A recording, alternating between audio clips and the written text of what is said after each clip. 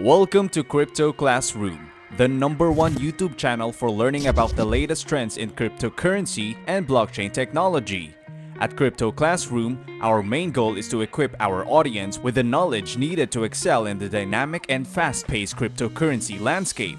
In today's video, we will be doing a deep dive into Algorand. We will be discussing what makes this project so unique, why an entire country adopted it as a national currency, how it works, and evaluating the tokenomics so you can decide if it's a good investment for you. So without further ado, let's get into it. Algorand is a decentralized network designed to solve the three main problems facing blockchains, aka the blockchain trilemma: speed, security, and decentralization all at the same time.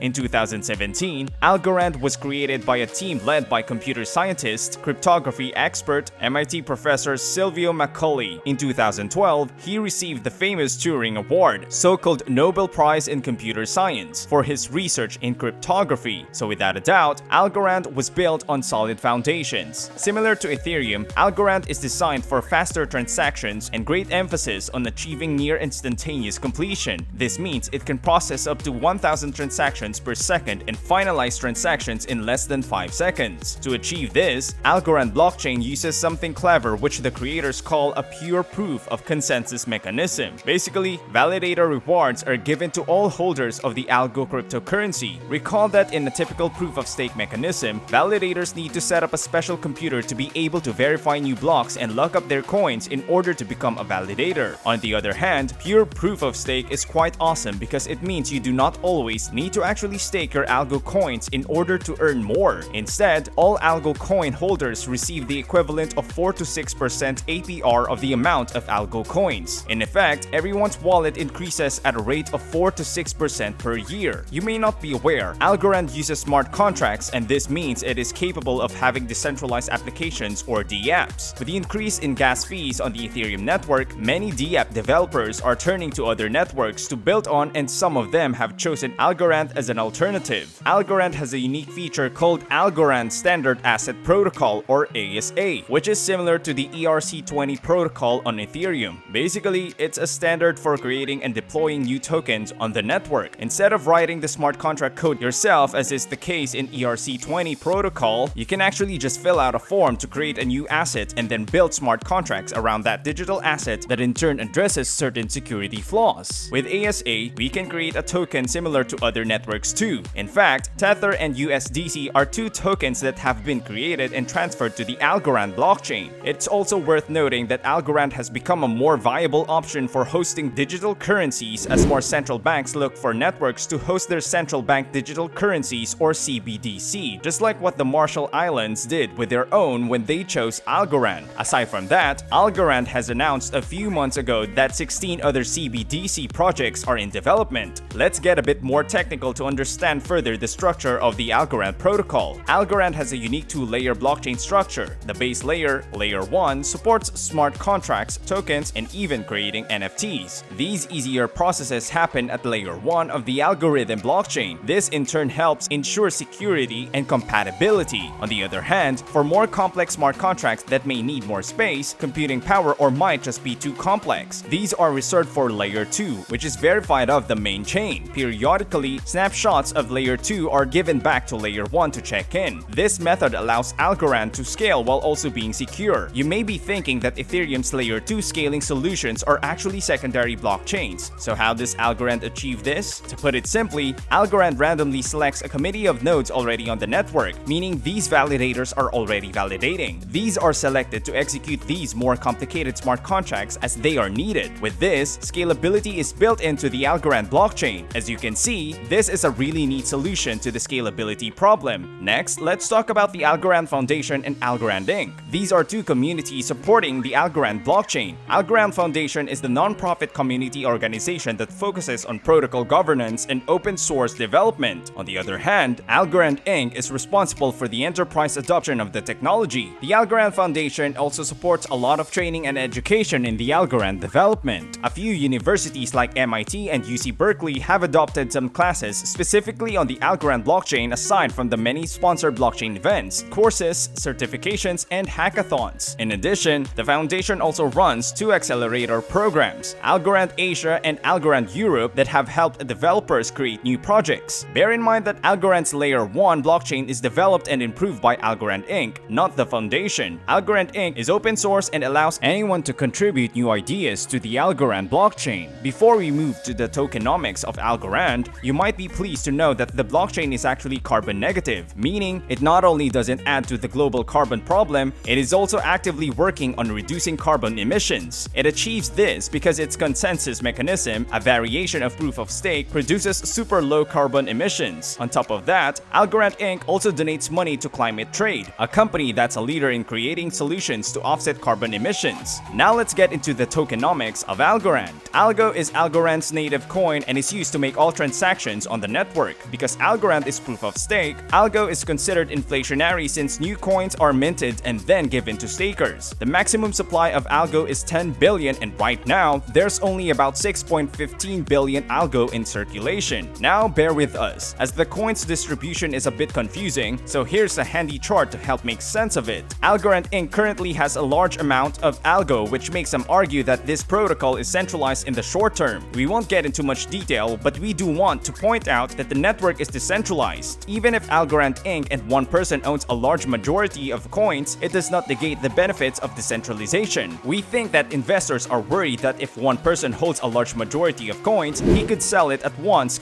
messing up the price movement. As a form of reassurance, there is no one person in Algorand Inc. that makes all of the decisions. Furthermore, the Algorand project has a unique governance structure where any ALGO holder can actually vote on changes to become a governor in the ALGO ecosystem. All that's needed is to commit your coins for a 90-day voting period, which is actually a bit different than other staking voting mechanisms. So what do you think? Does Algorand have what it takes to effectively solve the blockchain trilemma? Or will it be considered just a flavor of the month in the rapid and ever-changing world of crypto? We would love to hear your thoughts. Please feel free to share them below. We hope you learned a lot about Algorand, and if you enjoyed this video, it would be awesome if you'll give it a like, subscribe to our channel, and don't forget to smash that notification bell so that you'll know whenever we post new content. Until next time, see you in the next video.